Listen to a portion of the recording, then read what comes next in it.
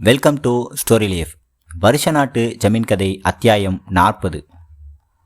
பிரெஞ்சுமேன் மலையில் இருந்த ஒவ்வொரு கோயிலையும் ஆராய்ச்சி செஞ்சுக்கிட்டே வந்தார். புராதன பொருளெல்லாம் எங்கன புதஞ்சு கிடக்குன்னு தோண்டி பார்த்து ஒரு புஸ்தகத்தில் எழுதிக்கிட்டே வந்தார்.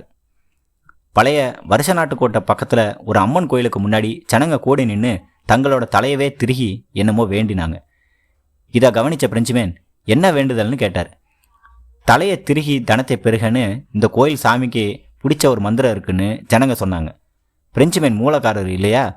ஜனங்க எல்லாம் போன பிறகு அன்னைக்கு ராத்திரி 2-3 பளியர்களை கூட்டிக்கிட்டு அந்த கோயிலுக்கு வந்தார்.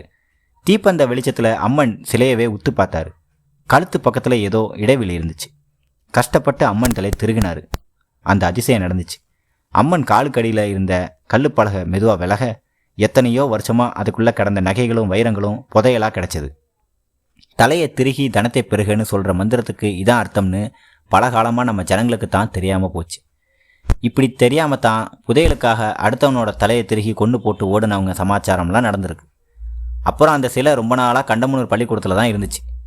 பிரெஞ்சு மேனோட சம்சாரம் கிளாராவும் மகள் எமிலியும் வருஷ நாட்டுக்கு வந்து சேர்ந்தாங்க. 2 பேருமே அழகுன்னா அழகு, அப்பேற்பட்ட அழகு.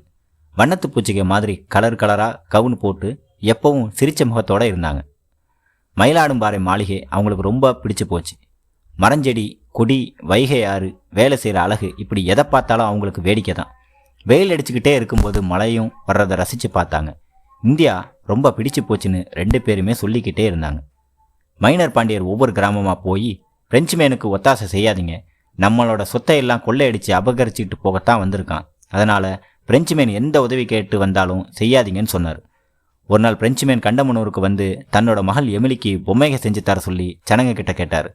அதுக்கு ஜனங்க, உங்கள் குழந்தை விளையாடுறதுக்கு நாங்கள் பொம்மைகை செஞ்சு கொடுக்கணுமா? எங்கள் குழந்தைங்களை பற்றி யார் கவனிக்கிறாங்க? ஜமீன்தார்களுக்கும் உங்களை மாதிரி நிர்வாகஸ்தர்களுக்கும் நாங்கள் உழைச்சி ஓடா போனதான் மிச்சம். நீங்கள்லாம் ரொம்ப அவசரத்துக்கு போயிட்டீங்க. நாங்கள் இன்னமும் அப்படியே தான் இருக்கோம். எங்களுக்கு யார் வந்து நல்லது செய்ய போகிறாங்கன்னு கொஞ்சம் கொதிச்சு போய் கேட்டாங்க. உடனே பிரெஞ்சுமேன், உங்களுக்கெல்லாம் நல்லது செய்யத்தான் பிரிட்டிஷ் அரசாங்கம் பாடுபட்டுருக்குது.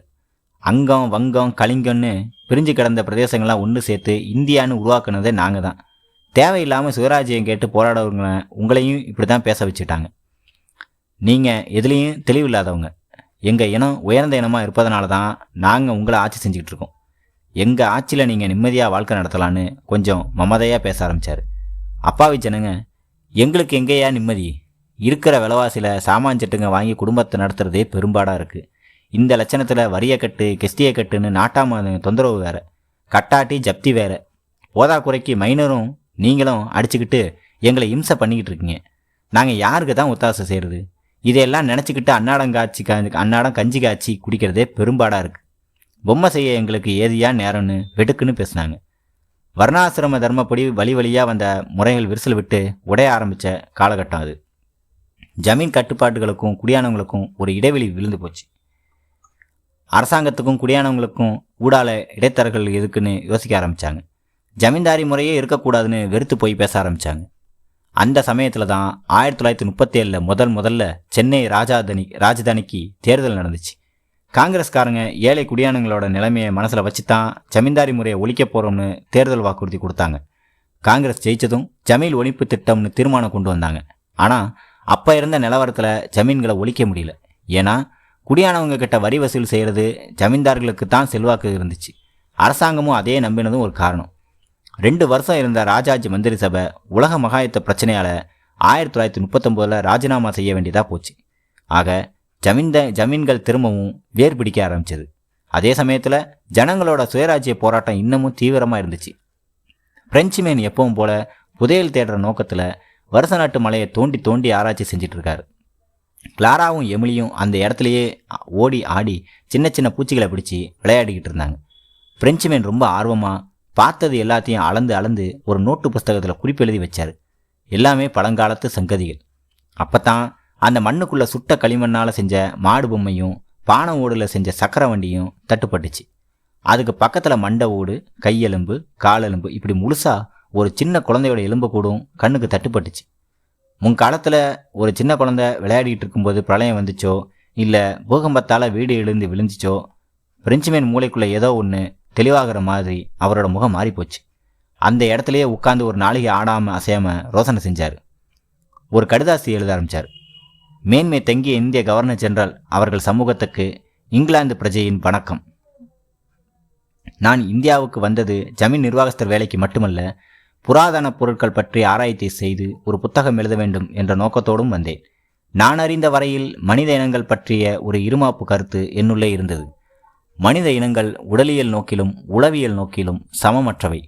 உயர்ந்தவையும் தாழ்ந்தவையும், பண்பாடு வளர்ச்சி பெற வல்லமை உள்ளவையாகவும் இல்லாதவையும் மனித இனங்களிலே உண்டு. இப்படித்தான் இதுவரையில் நம்பிக்கொண்டிருந்தேன். அந்த சித்தாந்தம் என்னுள்ளே வேர்விட்டு நிலைத்திருந்ததால் இந்திய மக்கள் நமக்கு அடிமைகளாக இருப்பதில் நியாயம் இருக்கிறது என்று மமதை கொண்டிருந்தேன்.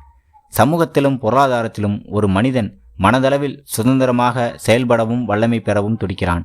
எனவே மனிதர்களின் மனதில்தான் யுத்தங்கள் தொடங்குகின்றன. அவர்களின் மனங்களில்தான் அமைதியையும் உண்டாக்க வேண்டும். நம்முடைய அரசாங்க இயந்திரங்களும் யுத்த தளவாடங்களும் அந்த அமைதியை கொண்டு வராது. இந்த நிலை நீடித்தால் காலனி ஆதிக்கத்தை வளர்ந்து வரும் நாமே எதிர்காலத்தில் இன்னொரு ஆதிக்கத்துக்குள் சிக்கிக்கொள்ளவும் வாய்ப்பு உண்டு. ஒரு மனித இனத்துக்கு எந்த அளவு சுதந்திரம் இருக்கிறதோ அந்த அளவுக்கு உயர்வான படைப்புகளையும் பண்பாட்டையும் அவர்களால் உருவாக்க முடியும். ஆக எல்லா மக்களும் அவர்கள் எந்த இனத்தவராயினும் தங்களுடைய பண்பாட்டையும் பொருளாதாரத்தையும் தாங்களே வளர்க்க திறமை படைத்தவர்களே. தங்கள் விதியை தாங்களே நிர்ணயிக்க உரிமை உள்ளவர்களே. புதைப்பொருள் படிவ ஆராய்ச்சியில் நான் தெரிந்து கொண்ட விஷயங்கள் இவை. எனவே இந்தியாவுக்கு எல்லா வகையிலும் சுதந்திரம் வேண்டும். இப்படி ஒரு கடிதாசி எழுதி முடித்து பிரெஞ்சுமேன் நிமிர்ந்து உட்காரும்போது வீல்னு ஒரு சத்தம். பிரெஞ்சுமேன் எல்லாத்தையும் உதிரி போட்டு மேலே ஏறி வந்தார். அந்த கொடுமையான காட்சியை கண்ணால் பார்த்தார். மகள் எமிலியோட கால் இடாரியில் மாட்டி துடிச்சுக்கிட்டு இருந்தா. ரத்தம் குபு குமுன்னு பொங்கி வருது. பொண்டாட்டி கிளாரா என்ன செய்யறதுனே தெரியாமல் திண்டாடிக்கிட்டு இருக்கான். பிரெஞ்சுமேன் துடிச்சு போய் ஓடி வந்து இடாரியை ரெண்டா பொளந்து எமிலியோட காலை வெளியே எடுத்தார்.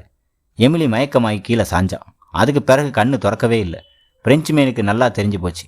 காட்டு ஜீவாத்தியங்களை பிடிக்கிறதுக்கு வைக்கிற இடாரியில் யாரோ விஷத்தையும் தடவி வச்சுட்டாங்க. ஒரே மகள், செல்ல மகள். அநியாயமாக உசுறு போச்சு. எந்த ஆர்ப்பாட்டமும் இல்லாமல் எமிலியை மயிலாடும்பாறையிலேயே புதைச்சார்.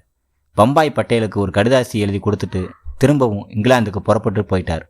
அதுக்கு பிறகு கண்டமனூர் நிர்வாகஸ்தராக வந்தவர் தான் பார்க்கர் துரை. கொஞ்சம் வயசானவர். இந்த பார்க்கர் துரை ஏற்கனவே நம்ம ஜமீன்தார் சாமியப்ப நாயக்கருக்கு நல்லா தெரிஞ்சவர். அதனால் அந்த துரை நம்ம மைனர் பாண்டியருக்கு ரொம்ப ஒத்தாசையாக இருந்தார். பார்க்கர் துரை செஞ்ச முதல் காரியம் மயிலாடும்பாறை மாளிகையை சீர்திருத்தி கட்டினது தான்.